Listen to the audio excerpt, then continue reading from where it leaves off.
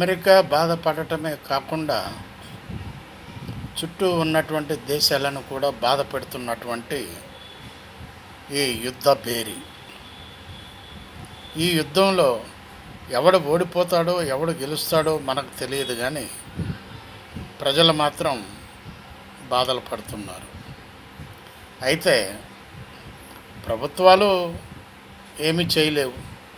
ప్రభుత్వాలకు తెలిసిన ఒకవేళ స్టాక్ పెడితే 2 నెలలు, 3 నెలలు, 4 నెలలు, 5 నెలలు అంతవరకే, కానీ అంతకంటే ఎక్కువ స్టాకు పెట్టలేవు. ఒకవేళ స్టాక్ పెట్టదలుచుకుంటే అది ఎంతవరకు పెట్టాలన్నది కూడా తెలియదు. కాబట్టి ఈ యుద్ధం ఆగితేనే మంచిదని చెప్పి చాలా దేశాలు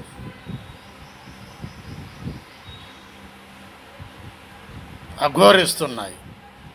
అసలు ఎందుకు వచ్చింది ఈ యుద్ధం, అమెరికానే మొదలుపెట్టింది అనేటటువంటి దగ్గరకు ఈ దేశాలు చర్చించుకోవటం జరుగుతుంది. కాబట్టి అమెరికా ఇక ముందైనా సరే యుద్ధం అంటే ముందడుగు వేయటానికి వీలు లేదనేటటువంటి నేర్పరితనాన్ని ఇరాన్ ఇప్పుడు చూపిస్తుంది. నేర్చుకో, యుద్ధం అంటే ఏంటి అనేటటువంటిది నేర్చుకో, ఎవరితో చేయాలి అనేటటువంటిది నేర్చుకో అని ఇరాన్ నేర్పుతున్నటువంటి విద్య.